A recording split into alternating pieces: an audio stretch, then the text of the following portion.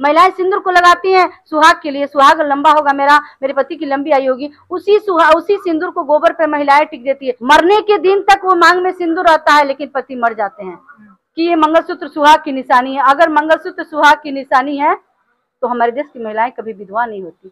और मैं सिंदूर इसलिए नहीं लगाती, मेरी भी शादी हुई थी हिंदू धर्म में, मैंने पैदा लिया हिंदू धर्म में। कि मैं हिंदू धर्म में जन्म लिया, ये मेरे बस की बात नहीं थी, मैं हिंदू धर्म में मरूंगा नहीं, ये मेरे बस की बात है। ये बाबा साहब की चेतावनी थी। मूर्तियों में नहीं, मैं किताबों में हूँ, और मुझे पूजने की नहीं, मुझे पढ़ने की। महिलाओं के लिए हिंदू कोड बिल बनवा, जब वो हिंदू कोड बिल पारित न हो सका तो डॉक्टर बाबा साहब अम्बेडकर ने उस कानून मंत्री पद से त्याग पत्र दे दिए। बाबा साहब जैसन कोई के उपकार नाइखे, ऊ अभागा बाड़े जकरा घर में उनके विचार नाइखे।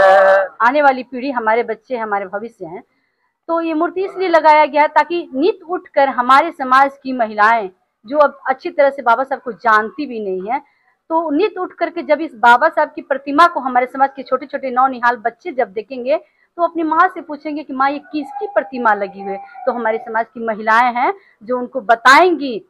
बच्चे की सबसे पहली पाठशाला माँ होती है, तो माँ बताएगी कि मेरे बाबू ये डॉक्टर अंबेडकर साहब की प्रतिमा लगी है। तो बच्चे पूछेंगे कि इन्होंने मेरे लिए क्या किया, आखिर ये तस्वीर मूर्ति इनकी क्यों लगाई गई है। तो माँ लोग बताएंगी कि इन्होंने हमारे देश को संविधान दिया है, इसलिए प्रतिमा लगाई जाती है। प्रतिमा लगाने का उद्देश्य होता है कि हमारे बच्चे जो है, हमारे देश की महिलाएं जो हैं, इनको जान सके। और मैं कहना चाहूंगी बाबा साहब के लिए कि बाबा साहब ने महिलाओं के लिए अपना सब कुछ न्यौछावर किया। देश के पहले कानून मंत्री रहे बाबा साहब, और उन्होंने महिलाओं के लिए हिंदू कोड बिल बनवा। जब वो हिंदू कोड बिल पारित न हो सका तो डॉक्टर बाबा साहब अम्बेडकर ने उस कानून मंत्री पद से त्याग पत्र दे दिए। हम महिलाओं के लिए, मैं अनीता बाला आज इस बाबा साहब की प्रतिमा का जो अनावरण हुआ है, यहाँ खड़ी होकर आप लोगों के समक्ष जो बातें रख पा रही हूँ, तो ये देन बाबा साहब का है। मैं अगर पेशे से शिक्षिका हूँ तो ये देन बाबा साहब का है। आज देश का प्रथम नागरिक कही जाने वाली द्रौपदी मुर्मू जी हैं, अगर वो आज राष्ट्रपति की कुर्सी पर बैठी हैं तो बाबा साहब का देन है। हमारे समाज में बाबा साहब के संविधान ना होता, बाबा साहब न होते, उससे पहले हम महिलाओं को चौखट से निकलने का अधिकार नहीं था। आज देश की आधी आबादी हमारी महिलाएं कही जा रही हैं, ये हमारे बाबा साहब का देन है। लोगों ने कहा कि डॉक्टर बाबा साहब ने क्या किया। डॉक्टर बाबा साहब ने हमें शान से जीने का हक दिया। डॉक्टर बाबा साहब ने हमें 2 शब्द बोलने का अधिकार दिया। सवाल है, आपकी शादी हो गई? जी मेरी शादी हो गई है। तो आप ये पंचिल का पटका रखे हुए हैं गर्दन पे, जी गले में, जी, आपने सिंदूर नहीं किया है, तो मतलब संस्कार नहीं फॉलो करते? देखिए मेरी भी शादी हुई थी हिंदू धर्म में, मैंने पैदा लिया हिंदू धर्म में, लेकिन 2016 के लास्ट में मुझे ये बौद्ध धर्म के विषय में पता चला। तो जब मुझे पता चला तो मैंने उस पर थिंकिंग करना शुरू किया, और हम लोग दोनों जीवन साथी, ये मेरे जीवन साथी हैं, और मैंने भी उसको अध्ययन करना शुरू किया, देखना शुरू किया, समझना शुरू किया। तो मैंने पाया कि आखिर बाबा साहब ने सारे धर्मों को छोड़कर बौद्ध धर्म क्यों अपनाए। तो मैंने पाया कि बाबा साहब ने पाया कि सारे धर्मों में छुआछूत भेदभाव की भावनाएं हैं। एक बौद्ध धर्म ही ऐसा धर्म है जो समानता का अधिकार देता है। और आपने मेरे सिंदूर पे सवाल किया है, तो मैं बताऊं कि मैं किसी परिचय की मोहताज नहीं हूँ, ये मेरे जीवन साथी है।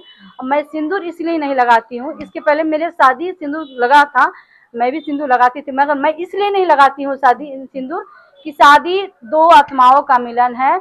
एक 40 कोस का लड़का, 40 कोस की लड़की, दोनों एक दूसरे के समर्पित होते हैं। आत्मा तो मानते नहीं? आत्मा तो सुनिए बता रहे हैं कि दोनों एक दूसरे को समर्पित होते हैं। हमारे और उनके बीच अगर सच्चा प्रेम है, एक दूसरे के लिए हम समर्पित हैं, तो ये बीच में बाधा हमको नहीं होना चाहिए। अगर शादी लड़की का एक लेवल लगता है कि आप लड़की शादीशुदा हो गई, लड़कों की सिंदूर लगा करके लेवल लगाया जाता है कि लड़की शादीशुदा है, लड़कों को क्या लेवल लगता है? उनको भी लेवल लगना चाहिए, नहीं सिंदूर तो उनको भी लगना चाहिए। लेकिन कहीं ना कहीं मुझे हमने पाया अपने अध्ययन में कि अंधविश्वास के इस जाल में हम महिलाओं को इस तरह से गढ़ दिया गया है कि मेरा ये भेजा जो काम नहीं करता है। सारे लेबल लगाए, सारे गहने पहनाए गए, मंगलसूत्र, ये जो आज मैंने पटका पहना हुआ है, ये हमारी शान है, हमारे बौद्ध धर्म की शान है, जिसको हमने धारण किया है। हमें तो मंगलसूत्र पहना दिया गया था ना। एक समय था कि जब हंडी टंगी हुई थी, हम जमी पर न थूके, जमी मेरे से थूकने से जमी छूत हो जाती थी, उसको हटा करके डॉक्टर बाबा साहब ने उसको हटाने का काम किया, लेकिन पुनः उस मंगलसूत्र से जोड़ दिया गया।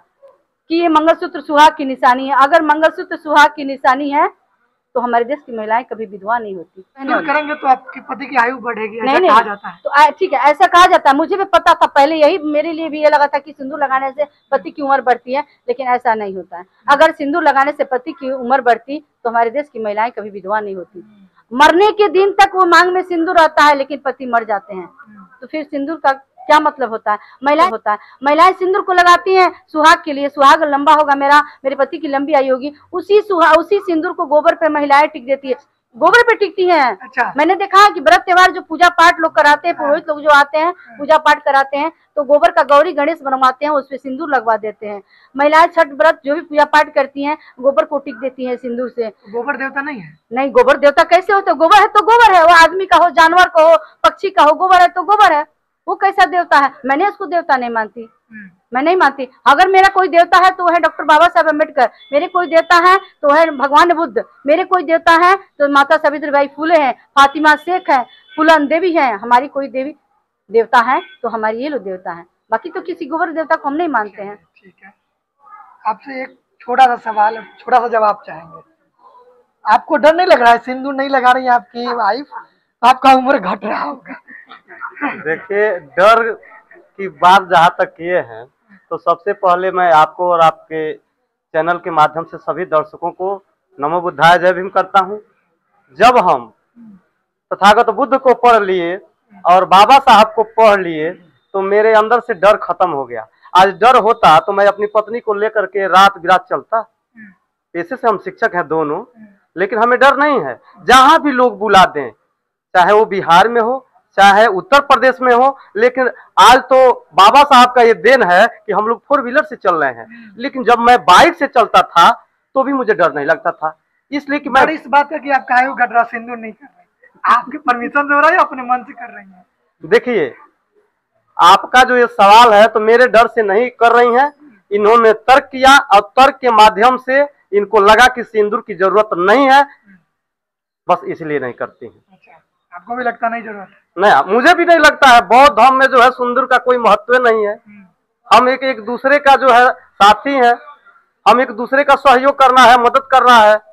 अगर ये बीमार है तो हमको दवा देने की जरूरत है। गीत गाते हैं जी, हम एक बार बेतिया आए थे तो आप गीत गाए थे, गाएंगे फिर दोबारा?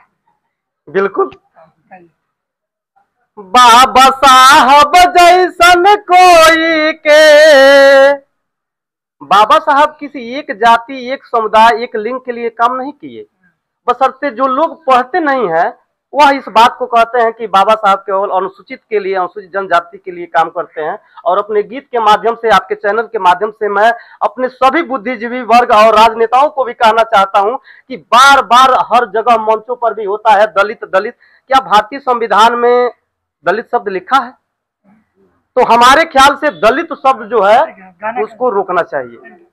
बाबा साहब जैसन कोई के उपकार नाइक है, उपकार नाइक है, ऊ अभागा बाड़े जकरा घर में उनके विचार नाइक है।